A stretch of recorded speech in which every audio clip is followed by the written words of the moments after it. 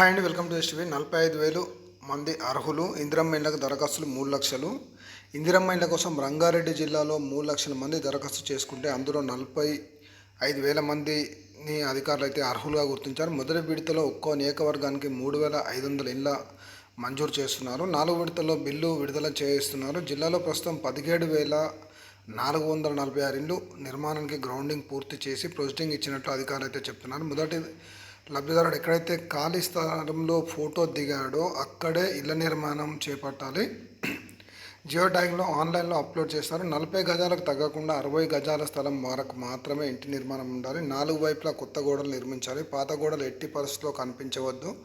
నిబంధనకు లోబడి నిర్మాణాలు చేయకపోతే ఆన్లైన్ స్వీకరించదు. జిల్లాలో 21 మండలాల్లో 16 మున్సిపాలిటీ కార్పొరేషన్ పరిధిలో ఇప్పటివరకు 2,000 ఇండ్లకు ముగ్గు పోసి పునాది తీశారు. ఇందిరమ్మ ఇండ్ల లబ్ధిదారులకు ప్రభుత్వం బీసీ ఓసీలకు 5 లక్షలు, ఎస్సీలకు 6 లక్షలు ఇంటి నిర్మాణానికి ఇవ్వనుంది. ఇక్కడ చూసుకున్నట్టయితే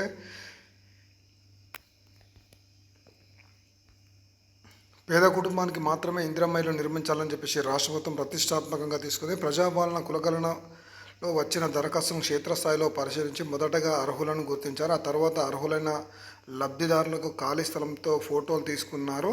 అర్హులైన లబ్ధిదారులకు విడతల వారీగా ఇల్లు నిర్మించి ఇవ్వాలన్నది ప్రభుత్వం ఒక కంకణం మీద కట్టుకుందని చెప్పుకోవచ్చు. కానీ అందులో భాగంగానే మొదటి విడతలో నియోజకవర్గానికి 3,500 ఇళ్లను అవకాశం కల్పించన్నారు అధికారులు వివరిస్తున్నారు.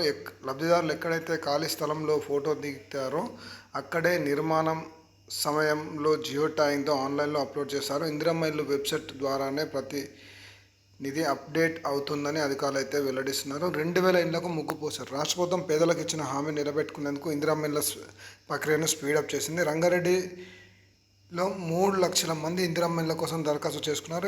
ఇండ్లను క్షేత్రస్థాయిలో పరిశీలించి కేవలం 45,000 దరఖాస్తులను అర్హులుగా గుర్తించారు. నియోజకవర్గానికి మొదటి దశలో 3,500 ఇండ్ల మంజూరు చేసింది. జిల్లాలో ఇప్పుడు 17,446 ఇండ్లని రాష్ట్ర నిర్మాణానికి గ్రౌండింగ్ పూర్తి చేసి ప్రొసీడింగ్ ఇచ్చిన అధికారులు అయితే వివరిస్తున్నారు.